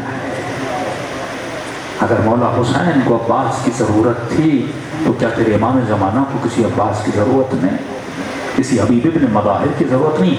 حبیب رشتہ دار نہیں ہے، لیکن مولا حسین نے خط لکھا میرے بھائی حبیب ابن مظاہر۔ آج حکم اہل بیت کی کمی ہے۔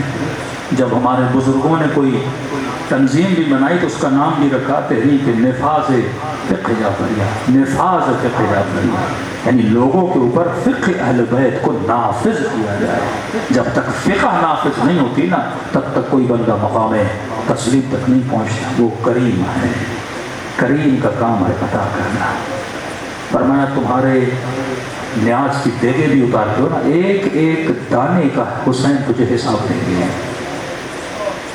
بس سمجھنا یہ چیزیں رائج آ جاتی ہیں۔ آنسو جو آنکھوں سے بہاتے ہو نا، ایک ایک قطرہ جمع ہو رہا ہے۔ جو سانسیں حسین کی مجلس میں گزری ان کا حساب الگ ہے، جو سانسیں تم نے گناہ کی محفل میں گزاری ان کا حساب الگ ہے، جو سانسیں اپنی ماں کے قدموں کو دباتے ہوئے تم نے گزاری نا اس کا حساب الگ ہے۔ ہر شے کا اللہ کے دربار میں حساب ہے۔ کچھ ایرانی ظاہر لیکن کربلا گئے تو 40 کے دن سے ہر بندہ کہہ رہا تھا ہمارے گھر آئے، ہمارے گھر آئے۔ کہتے ہیں ہمیں جلدی کربلا پہنچنا تھا، ہم نہیں رکے۔ ایک چھوٹا سا گاؤں تھا، بیچ میں ایک بوڑھا 75 سال کا، اس نے آ کر ہمارے قدم پکڑے، اتنی شدت سے رو رہا تھا، لگ یہ رہا تھا اگر اس کی دعوت کو قبول نہ کیا کہیں اسے یہیں پہ سخت قطاری نہ ہو جائے۔ کہ زیادہ نہیں، بس آؤ میرے سفرے پہ کھانا کھاؤ۔ اگر تو میرے سفرے پہ کھانا کھائے گا میں ایسے محسوس کروں گا کہ گویا حسین میرے گھر میں مہمان بن کے آئے۔ خلوص ہم نے کہا بوڑھا ہے، ہم نے کہا ٹھیک ہے کھانا کھائیں گے پر جلدی نکل جائیں۔ کہا ٹھیک ہے 1-2 گھنٹہ آرام کرو، اپنی جورابیں دو، میلے کپڑے دو، وہ بھی دھلنے کے لیے دیتا ہوں، تھوڑے فریش ہو جاؤ گے، 2 لقمے کھانے کا مجھ غریب کا دل خوش ہو جائے گا۔ کہتے ہیں اس کے گھر ہم چلے گئے، اس نے کہا ٹھیک ہے میں 1 گھنٹے میں کھانا تیار کرتا ہوں۔ ہم تھوڑا کمر سیدھی کر کے بیٹھ گئے۔ اس بوڑھے کے گھر کی دیوار کے اوپر ایک پینٹنگ لگی تھی، پینٹنگ تھوڑی عجیب تھی جس نے ہمیں اپنی طرف کھینچا۔ ہم نے کیا دیکھا، اس پینٹنگ پہ ایک تابوت ہے، میت ہے اندر، اس تابوت کے ساتھ میں قبر ہے کھدی ہوتی۔ ہم نے کہا یہ کیسی پینٹنگ ہے، لوگوں کے گھروں میں جاؤ یا کربلا کی ذریعے یہ چیزیں ہیں، لیکن یہ کیسی پینٹنگ ہے جس میں تابوت ہے، تابوت کے اندر میت اور سامنے کھدی ہوئی قبر ہے۔ بوڑھا آیا، ہم نے کہا بوڑھے بتاؤ یہ پینٹنگ کا ماجرا کیا ہے؟ اس نے کہا پہلے کھانا کھا لو، کہیں ایسا نہ میں بتاؤں تم رونے لگو۔ مولا کے ظاہر و سکون سے کھانا کھاؤ، اصرار کیا کرنے کھانا کھا۔ کھانا کھا لیا ہم نے کہا اب بتا یہ جو تابوت دیکھ رہے ہو یہ میرا تابوت ہے، یہ جو قبر دیکھ رہے ہو یہ میری قبر ہے۔ ایک دن میں مر چکا تھا، میرا جنازہ تابوت میں تھا، اسی طرح میری قبر کھلی ہوئی تھی۔ آج جو میں تمہارے سامنے زندہ ہوں نا یہ حسین کی دعا کا نتیجہ ہے۔ ایسے کئی معجزے ہو چکے ہیں۔ قدرہ سمجھا تو کہنا کیا چاہتا ہے؟ کہ میرے پورے گاؤں والے سے پوچھو کہ یہ بوڑھا جس کے گھر ہم نے کھانا کھایا ہے اس کا ماضی کیسا تھا، تو سارے گاؤں والے گواہی دیں گے ہمارے گاؤں میں اس سے بڑا کوئی فاسق نہیں تھا۔ مجھے نہیں یاد کوئی ایسا گناہ تھا جو میں نے نہیں کیا۔ میرا حسین ابن علی سے لینا دینا نہیں تھا، میری ایک اپنی غفلت کی زندگی تھی۔ صدام واصل جہنم ہوا، 40 کا سلسلہ شروع ہوا، میں نے دیکھا جوک در جوک کچھ لوگ ہیں جو کربلا حسین کی زیارت کے لیے جا رہے ہیں۔ میرا دماغ تو تھا ہی شیطانی نا، میں نے کہا جاتا ہوں ان ظاہروں کو لوٹتا ہوں، کسی کا موبائل لوٹوں گا، کسی کے پیسے لوٹوں گا، تھکے ہوئے ٹوٹے ہوئے سو جائیں گے لوٹ لوں گا۔ کہتا نکلا اپنے ارادہ لے کر، چائے کی سبیلیں، کھانے کی سبیلیں، موقف پہ موقف لگا ہوا، دل کیا کہ چائے پیوں۔ ایک موقف پہ گیا، میں نے قہوہ اٹھایا، پینا چاہا، اس جوان نے مجھے پہچان لیا کہ میں چور ہوں۔ اس نے کہا کعبہ نیچے رکھ، یہ سبیل حسین کے زائروں کے لیے ہے، چوروں کے لیے نہیں ہے، دور ہو جا ہماری سبیل سے۔ برا لگا، میں نے کہا کوئی بات نہیں، آگے دوسری سبیل سے پی لوں گا۔ آگے بڑھنے لگا، ایک بوڑھے نے دیکھا جو سبیل کے اندر تھا، کہا ادھر آ۔ میں نے کہا کیوں آؤں، چائے تو تم پلانے نہیں دیتے۔ کہا شرم نہیں آتی، سارے گاؤں والے مدد کر رہے ہیں، حسین کی ظاہروں کی خدمت کر رہے، تو خدمت نہیں کرے گا؟ میں نے کہا کیا کروں؟ اب کہتا میں حسین کو جانتا نہیں، مانتا نہیں، کوئی غرض نہیں، کوئی لالچ نہیں۔ میں نے کہا ایسے کیا مدد کروں؟ اب ایک چائے بنا رہے ہیں، چینی ختم ہو گئی، 2 کلو چینی لے کر۔ میں نے کہا ٹھیک ہے، بغیر غرض کے نا آپ نیاز کرتے ہو، ذہن میں کوئی سوچ ہے نا مولا حسین مدد کریں گے، قبر میں قیامت میں سیدہ کوئی اجر دے گی میرے آنسوؤں کے بدلے۔ کہتا نہیں میرا کوئی ذہن میں پس منظر نہیں۔ میں گیا 2 کلو چینی لی، واپسی پہ ایک اور سبیل کی جہاں چائے چل رہی تھی، میں نے کہا چائے یہاں پیوں پھر جاؤں گا۔ اس نے بولا بھی تو اس کی چائے نہیں پیوں گا، عزت نفس نے مجھے روکا۔ میں نے چینی اس کی ٹیبل پہ رکھی، چائے پینا چاہی، اس سبیل والے نے سمجھا میں اس کے لیے لے کر آیا ہوں۔ اس نے کہا مولا کا ظاہر چینی لے کر آیا۔ میں روک نہ سکا، بتا نہ سکا کہ آپ کے لیے نہیں اگلے والے کے لیے۔ اس نے اٹھا لی، میں نے کہا کوئی بات نہیں، 2 کلو اور لیتا ہوں۔ آگے بڑھا، کہتا ہے قضا پوچھ کے نہیں آتے۔ آج مجمع میں بیٹھا اگر مومن یہ سمجھ رہا ہے نا 2 سال کے بعد مروں گا، 10 سال کے بعد مروں گا، اتنی بھول ہے، سیکنڈ لگتے ہیں روح کو بدن سے نکل دینے میں۔ کہتا سینے میں تکلیف ہوئی، زمین پہ گر پڑا، اچانک دیکھا روح نکل چکی ہے، بدن زمین پہ پڑا ہوا ہے۔ لوگ دورے دورہ چیک کیا کہ بندہ مر چکا، کہ اتنا فاسق تھا میرے جنازے کو کاندھا دینے کے لیے میرے رشتہ دار تیار نہیں تھے۔ 4 مزدور ڈھونڈے، انہوں نے کاندھا دیا۔ سمجھ رہا تھا خواب دیکھ رہا ہوں، لیکن جب اپنی کھدی ہوئی قبر کو دیکھا، تابوت پہ اپنے جنازے کو دیکھا، میں نے کہا خواب نہیں، مر چکا ہے۔ کہتا اس عالم میں پریشان کھڑا تھا، کسے پکارے؟ بندہ کچھ کرے تو اللہ کو پکارے نا، نہ خدا کو صحیح سے مانتا تھا۔ کہتا قبر کے کنارے پہ 2 عذاب کے فرشتے کھڑے تھے، آپ نے گرز لیے، اتنی ہیبت تھی ان کے وجود میں، جب دیکھتے تھے وہ میرے اندر سے جان کو کھینچ لیتے تھے۔ سمجھ گیا اتروں گا، قبر کا دروازہ بند ہوگا، عذاب شروع ہو جائے گا۔ کہتا میرا وجود کانپ رہا تھا، کسے پکاروں، کون آئے گا مدد کے لیے؟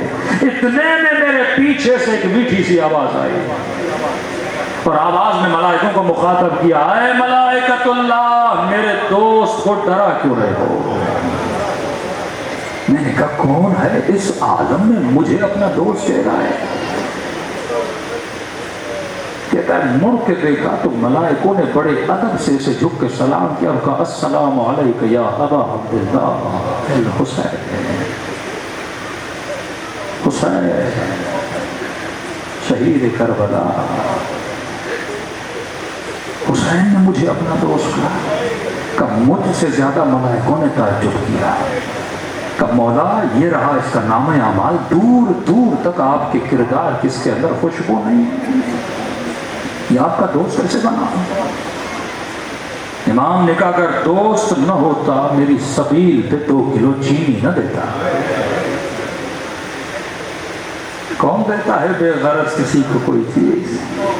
کہ حسین گناہ بہت ہیں، 2 کلو چینی کی قیمت کیا؟ یہ حسین ہے، ذرا ذرا چیز کا حساب رکھتا ہے حسین، یہ کریم ہے۔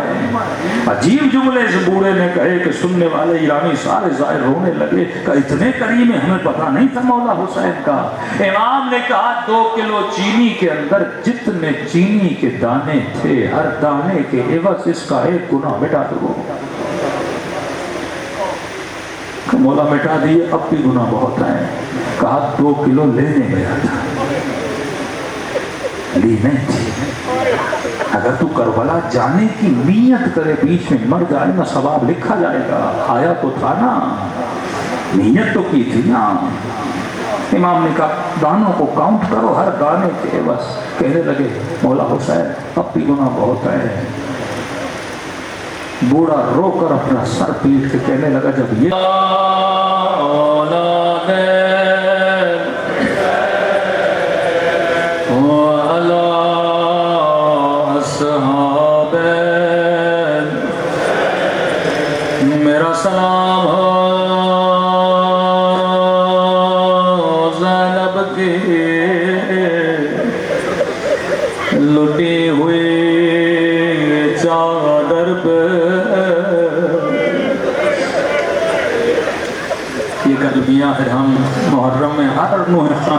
سنتے ہیں لیکن کبھی امام زمانہ کا نوحہ نہیں سنتے. یہ سلام میرے سلام نہیں، امام زمانہ کے سلام ہے. زیارت ناہیہ امام زمانہ کا نوحہ ہے. فرمایا میرا سلام زخمی کلائیوں پر جنہیں پس گردان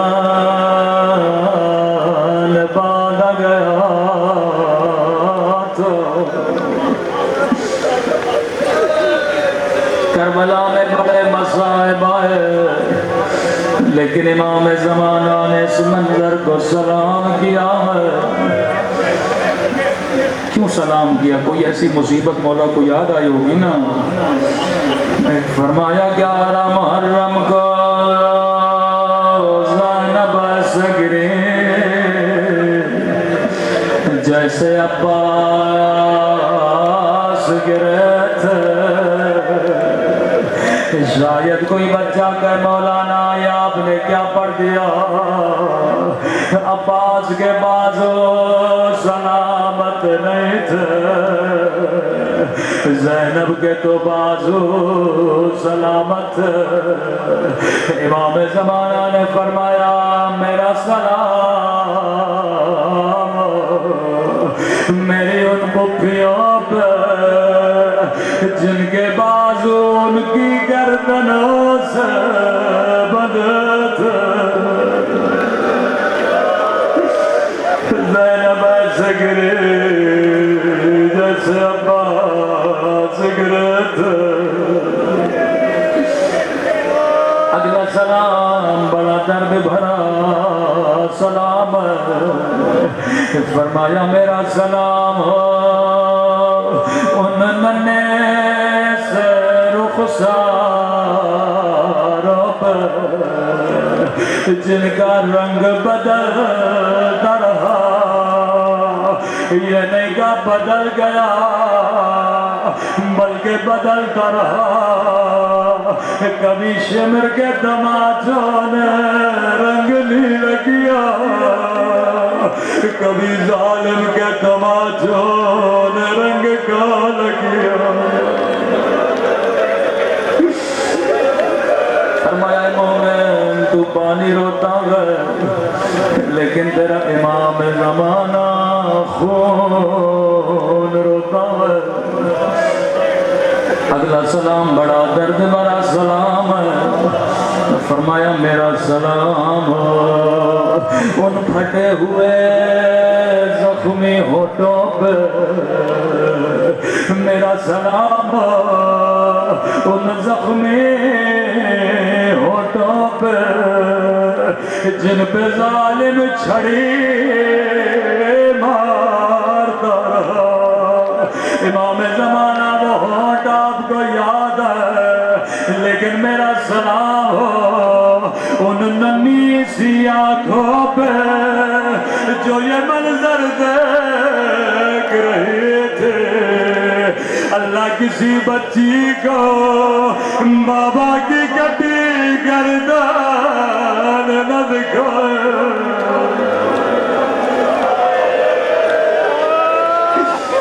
اللہ کسی بچی کو بابا کے زخمی ہونٹ نہ دکھائے. ایک مولا کا بیمار ظاہر تھا، رو رو کے دعا کرنے لگا مولا مجھے شفا دیجیے. امام حسین کو خواب میں دیکھ فرمایا میرے ظاہر اگر چاہتے ہو خدا تیری دعا قبول کرے تو خدا کو میری ننھی سی سکینہ کا واسطہ دیا کرو. اللہ یہ واسطہ کبھی رد نہیں کرتا. رسول خدا کی حدیث ہے مسلمانوں کبھی حیوان کو بھی منہ پہ نہ مارا کرو. انہوں نے حسین کی بچی کو تماچے مارے. کبھی فرمایا جب جب جب پانی پیو میری سکینہ کو یاد کیا کرو، ایک گھونٹ کے لیے میری بچی کو تماچے مار گئے۔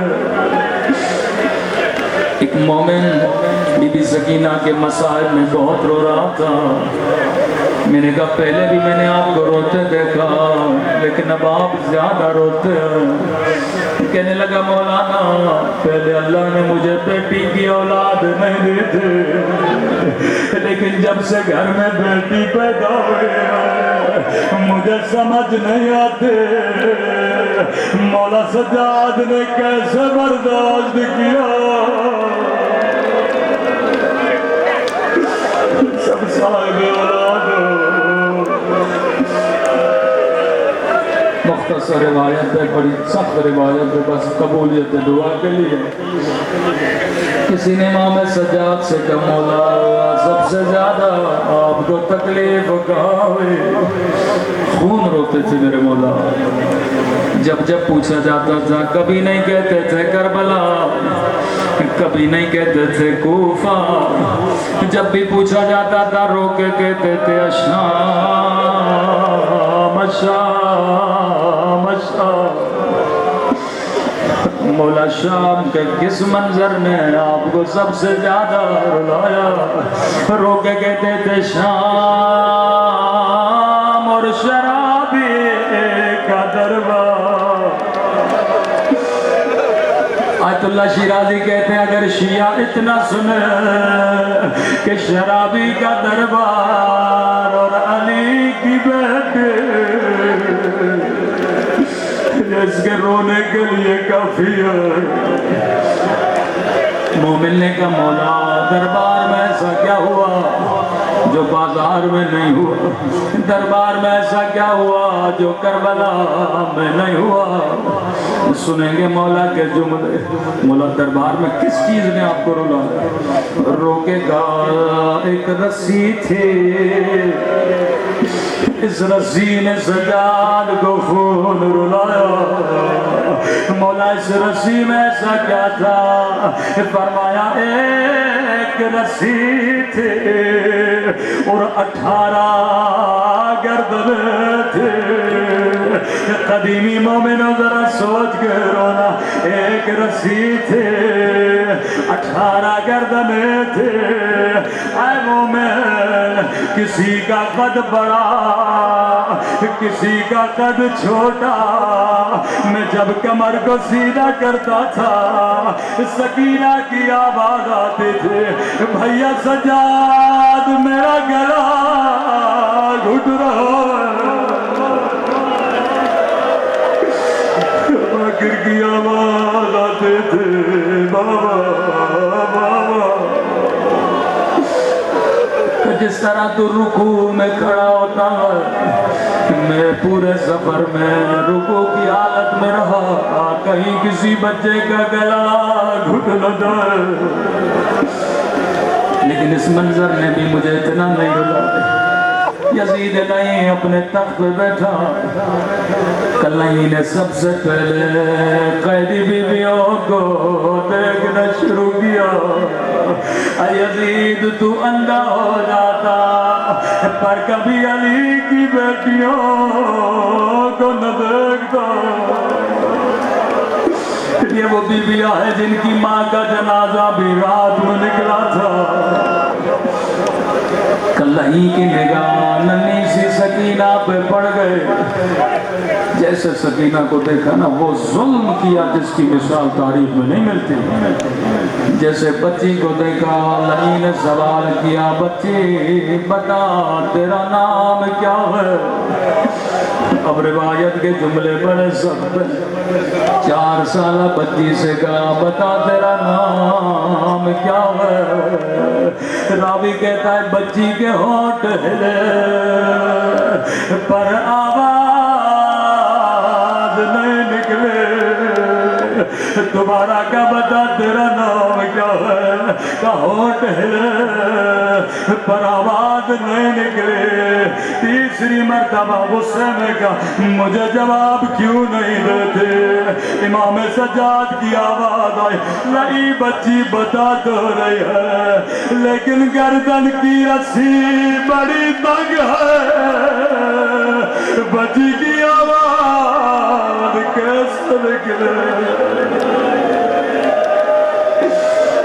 گردن کی رسی بڑی تنگ ہے۔ لئی نے حکم دیا رسی کھولی جائے۔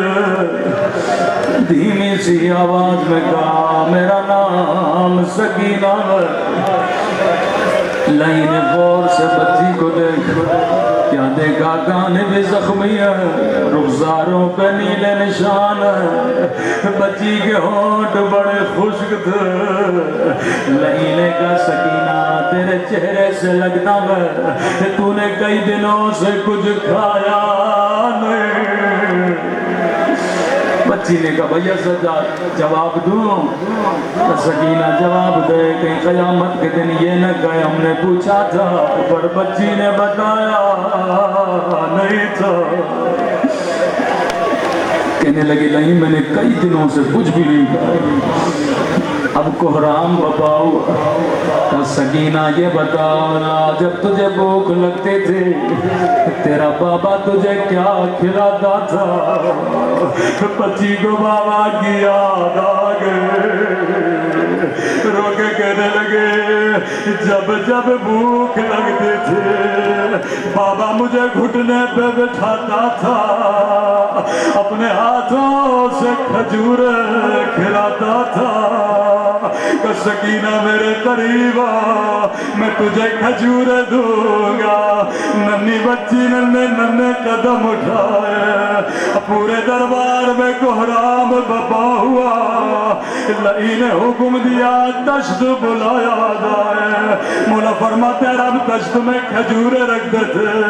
لئی نے کہا سکینہ تشت لے لے کھجورے کھا لے۔ قیامت کا منظر تھا، بچی نے جیسے کپڑا ہٹایا کیا دیکھا؟ ایک کٹی ہوئی گردن۔ اللہ کسی بچی کو بابا کی کٹی گردن نہ دکھائے، سر کو سینے سے لگایا او میرے غریب بابا، او میرے 3 دن کے پیاسے بابا۔ بابا شبر نے مجھے تماچے مارے، او بابا میرے زخمی کانوں کو دیکھو، او بابا میرے رخسار چھوٹے تھے، ظالم کا ہاتھ بڑا تھا۔ الا لعنت اللہ علی القوم الظالمین۔